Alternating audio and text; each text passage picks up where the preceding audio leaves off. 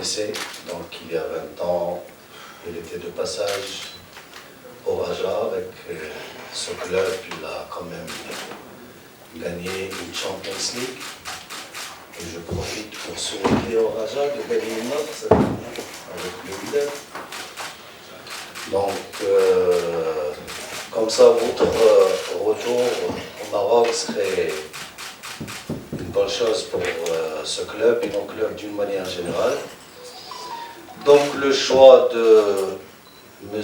Wahid était l'aboutissement d'un travail qui a commencé depuis un mois au niveau d'une commission qui a été instituée et qui était composée de l'expertise technique, de la responsabilité du management de la fédération, avec beaucoup de contacts et d'ouverture sur l'expertise technique nationale et internationale. Cette même commission a reçu plusieurs, et je dirais même des sollicitations nombreuses. Je tiens à remercier de passage tous les sélectionneurs qui ont exprimé donc la volonté d'entraîner l'équipe nationale du Maroc. Il y a parmi eux un certain nombre qui ont effectué des visites ici, et donc j'ai eu l'occasion de rencontrer et de discuter avec eux ici. Donc je les remercie de passage, et on a continué ces négociations jusqu'à la dernière minute. Et je tiens à clarifier que tous les sélectionneurs, d'ailleurs, que j'ai reçus ici ou que j'ai eu l'occasion de voir ailleurs, ont exprimé, comme j'ai dit, la bonne volonté d'entraîner l'équipe nationale. Évidemment, les contraintes des uns et des autres diffèrent. Et aujourd'hui, ce choix qui a été arrêté, comme j'ai dit, par la commission qui a été instituée dans ce sens, a été fait sur, comme vous le savez, comme on le sait tous, tout d'abord un souhait et une volonté à ce que l'équipe nationale marocaine puisse aller gagner de la distance en avant par rapport à la dynamique positive qu'il a quand même parcouru durant les dernières années. N'oublions pas que toujours le point de départ, c'était un classement FIFA autour des places numérotées 80. Aujourd'hui, on est autour de la quarantaine. Au niveau de l'Afrique, on est aujourd'hui 4e, on était 21e il y a 4 ans. On veut donc continuer dans cette belle dynamique. Pour le faire, donc le choix était fait en prenant un certain nombre de critères en considération. La première, c'est une connaissance minimale du contexte dans lequel on joue, qui est normalement et automatiquement le continent africain, avec ses spécificités, ses atouts et ses contraintes.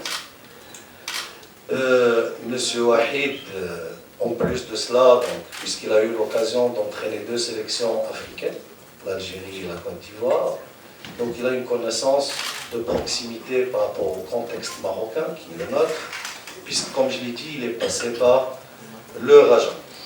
Et puis, le deuxième, c'était une expérience quand même de gérer une sélection et d'aller vers les objectifs de haut niveau, qui est en premier lieu la qualification en Coupe du Monde. Le Wahid a réussi avec 3 nations différentes donc, de réaliser cet objectif. Et évidemment, et le plus important, c'est de s'inscrire dans une logique de développement de notre football qui est arrêtée avec tout ce qu'on est en train de faire en restructurant, en matière de restructuration de la DTN, de la Direction Technique Nationale. Et comme je l'ai expliqué, je le réexplique, c'est l'objectif majeur et phare de la prochaine étape du travail qui nous attend tous et toutes pour aller vers l'avant. Donc, par rapport à ces critères réunis, on a négocié avec M. Wahid donc les alentours et les contours d'un contrat qui se présume évidemment à une logique donc de revenus basée sur un salaire fixe, mais lié beaucoup plus à l'atteinte d'objectifs. Donc on était loin de fixer des choses et des revenus qui rémunèrent un travail sans qu'il y ait des objectifs. Donc cette rémunération a été fixée à 80 000 mensuellement. Je tiens à signaler que M. Wahid, il aura l'occasion de vous le dire dans le détail, c'est pratiquement le tiers de ce qu'il avait dans son dernier contrat à Nantes.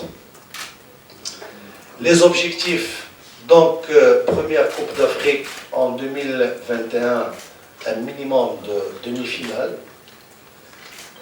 Coupe du Monde, qualification minimum. Et la Coupe d'Afrique 2023 qui interviendra juste après la Coupe du Monde, parce que comme vous le savez, ça va se jouer en 2022, c'est de gagner cette Coupe d'Afrique. Donc ce sont trois objectifs majeurs qui sont fixés dans ce contrat. La non-atteinte de ces objectifs dans une étape ou l'autre signifie automatiquement la résiliation du contrat avec un avis de 3 mois, clair et net. Et donc on est dans cette logique d'atteindre des objectifs et de faire un travail, comme j'ai dit, pour mettre l'équipe nationale A sur la belle dynamique qu'il avait entamée depuis un bout de temps. Les autres clauses de ce contrat, pour être dans la clarté et transparence totale, donc c'est une résidence obligatoire à Rabat, être en permanence donc, dans les locaux du CNF, le lieu de travail des équipes nationales, et évidemment le rejet de toute intermédiation. Donc seule l'institution de la Fédé, en l'occurrence son président, serait l'interlocuteur donc, de M. Wahid et par conséquent de l'équipe nationale.